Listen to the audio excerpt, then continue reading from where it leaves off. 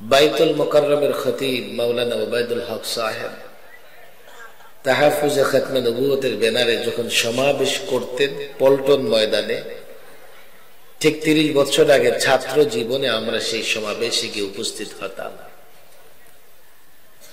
বাংলাদেশের পরে নানা দেশে আন্দোলন সংগ্রামের ফলে কাদিয়ানীদের অমুসলিম ঘোষণা করা হলেও আজ পর্যন্ত বাংলাদেশে কাদিয়ানীদেরকে অমুসলিম ঘোষণা করা যায় নাই। কারণ কি? কারণ হচ্ছে এটা একটা রাজনৈতিক বিষয়। কাদিয়ানীরা একটা রাজনৈতিক ষড়যন্ত্র থেকে তাদের জন্ম। আমি এই প্রজন্মের মাদ্রাসার ছাত্র ওলামায়ে কেরাম যথেষ্ট জানেন। আমি এই প্রজন্মের যুবক, স্কুল কলেজ ইউনিভার্সিটির যুবকদের বলবো, কাদিয়ানীদের বিরুদ্ধে আমরা দুটো কারণে বলি।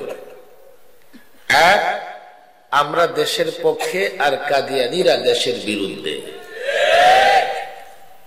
দুই, আমরা ইসলামের পক্ষে আর কাদিয়ানীরা ইসলাম ধ্বংসের ষড়যন্ত্র করতেছে।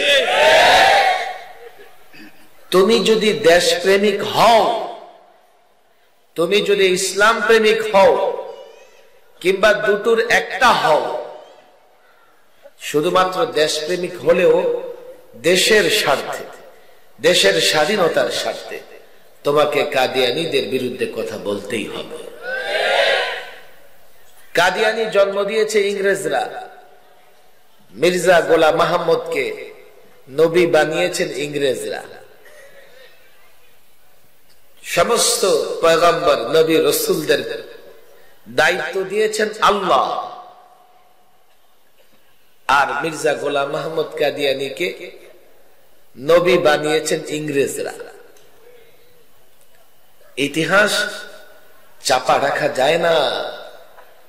কেন? ইংরেজ যখন ভারত দখল করে নিল, ভারতবাসী, ভারতবর্ষের লোকেরা ইংরেজদের বিরুদ্ধে আন্দোলন সংগ্রাম শুরু করলো। আর ওই আন্দোলন সংগ্রামে সবচাইতে অগ্রগামী যারা ছিলেন, লড়াকু ভূমিকা যারা পালন করেছে, ওরা মুসলমান। আজকে নরেন্দ্র মোদী, কসাই মোদী কথায় কথায় মুসলমানদেরকে ভারত থেকে বের করে দেবে, বাংলাদেশিদের বের করে দেবে, হুঙ্কার ছাড়ে। অথচ ভারতকে স্বাধীন করবার জন্য যারা রক্ত দিয়েছে তাদের 2/3 আমি মাঝে মধ্যে এই ঘটনা শোনাই। মোদির অফিস থেকে সামান্য একটু দূরে দিল্লি গেট, সেই গেটে ভারতের স্বাধীনতা আন্দোলনে যারা রক্ত দিয়েছেন তাদের একটা তালিকা দেয়া আছে। আপনি গেটে লেখা সেই তালিকা যদি পড়তে থাকেন তো 2-3টা মুসলমানের নামের পরে একটা অমুসলিমের নাম আসবে। প্রায় 92,000 নামের মধ্যে 50,000-এরও বেশি নাম মুসলমানের। কেন মুসলমান ভারত শাসন করবার, ভারত স্বাধীন করবার জন্য রক্ত দিয়েছে? ইংরেজরা শুধুমাত্র ভারত ভূখণ্ড দখল করে দেয়, তারা মুসলমানদের ঈমান, মুসলমানদের বিশ্বাস, মুসলমানদের প্রতিষ্ঠানগুলো এক এক করে ধ্বংস করবার ষড়যন্ত্র করেছে। শুধু দিল্লিতে 1000 প্রতিষ্ঠান এমন ছিল, 1000 মক্তব মাদ্রাসা এমন ছিল, এক রাতে বুলডোজার চালিয়ে ইংরেজরা সব ধ্বংস করে দেয়। এক তো দেশপ্রেমের জায়গা থেকে, দ্বিতীয়ত ইসলাম রক্ষার জন্য মুসলমান রক্ত দিয়েছে। মুসলমান যখন দেশ এবং ইসলাম রক্ষার জন্য রক্ত দিচ্ছে, আর মুসলমানদের ভূমিকা সবচাইতে অগ্রগণ্য হবার কারণে ইংরেজ মুসলমানদের ভেতরে বিভেদ তৈরি করবার জন্য একজন নবীর জন্ম দিয়েছে। জন্ম দিয়ে তার মাধ্যমে কিছু ফতোয়া,